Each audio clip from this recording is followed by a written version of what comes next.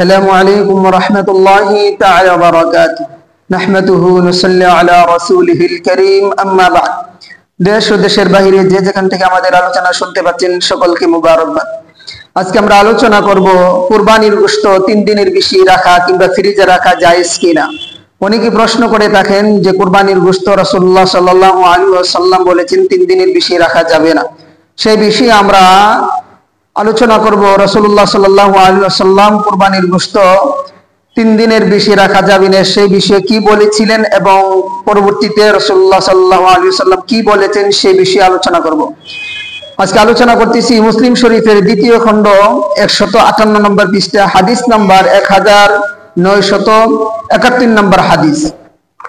হাদিসটি পড়ার আগে আমরা একটি বাব পড়ব। ইমাম মুসলিম রাহমাতুল্লাহি আলাইহি এই হাদিসগুলো উল্লেখ করার আগে একটি বাব তথা অনুচ্ছেদ কায়েম করেছেন। বাব হচ্ছে বাবু বায়ানি মা কানা মিনান নাহি আন আকলিল লুহুমিল আদাহি বা'দা সালাতিন ফি আউওয়ালিল ইসলামি ওয়া বায়ানি নাসবিহি ওয়া ইবাহাতিহি ইলা মাতা শাআ।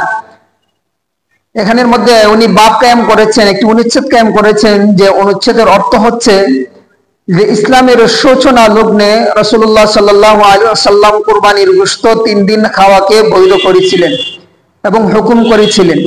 ওই 3 দিনকে রাসূলুল্লাহ সাল্লাল্লাহু আলাইহি ওয়াসাল্লাম পরবর্তীতে ওই 3 দিনের হুকুমকে মানসুখ করে দিয়েছেন, অর্থাৎ ওই হুকুম বাতিল করে দিয়ে রাসূলুল্লাহ সাল্লাল্লাহু আলাইহি ওয়াসাল্লাম পরবর্তীতে কি বলেছেন সেটাই আমরা আলোচনা করব হাদিস দিয়ে। হাদিস হচ্ছে ফাকালা রাসূলুল্লাহ সাল্লাল্লাহু আলাইহি ইত্তাখারু সালাতান সুম্মা তাসাদ্দাকু বিমা বাকিয়া। রাসূলুল্লাহ সাল্লাল্লাহু আলাইহি ওয়াসাল্লাম বলেছেন তোমরা কুরবানির গোশতকে 3 দিন পর্যন্ত আবদ্ধ করে রাখতে পারবে, তারপরে সেটাকে অবশিষ্ট গোশতগুলোকে তোমরা সদকা করে দিবে।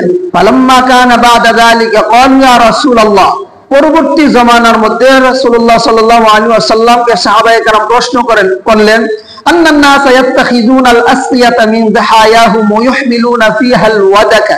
ইয়া রাসূলুল্লাহ সাল্লাল্লাহু আলাইহি ওয়াসাল্লাম, মানুষ তো কুরবানির চামড়া দিয়ে পাত্র প্রস্তুত করছে, ওয়া ইহমিলুনা ফিহাল ওয়াদাকা, এবং তার মধ্যে চর্বি গলাচ্ছে। ফাকালা রাসূলুল্লাহ সাল্লাল্লাহু আলাইহি ওয়াসাল্লাম ওয়া মা যাকা। তার প্রশ্নের উত্তরে রাসূলুল্লাহ সাল্লাল্লাহু আলাইহি ওয়াসাল্লাম বলেন যে তাতে কি হয়েছে? ক্বালু নাহাইতা আন তাকুলা লুহুমিদ দিহায়া বা'দা সালাতিন। সাহাবায়ে কেরাম বললেন ইয়া রাসূলুল্লাহ, আপনি তো বলেছেন 3 দিনের বেশি গোশত রাখা ঠিক না, জায়েজ না। ফাকালা নাহাইতু মিন আজলি দাফাতি আল্লাতী দাফাত। রাসূলুল্লাহ সাল্লাল্লাহু আলাইহি ওয়াসাল্লাম বললেন যে আরে আমি তো সেই কারণেই গোশতকে 3 দিন পর্যন্ত রাখার হুকুম দিয়েছি যাতে করে আজমিরা, গ্রামের বেদুইনরা, গ্রামের লোকেরা তোমাদের কাছ থেকে এসে গোশত নিতে পারে, সেই জন্য আমি তোমাদেরকে গোশতকে 3 দিন পর্যন্ত রাখার হুকুম দিয়েছি। সেই জন্য যে গ্রামের মানুষরা আসবে তোমরা গোশত দিবে, সেই জন্য তোমাদেরকে 3 দিন পর্যন্ত রাখার হুকুম দিয়েছি।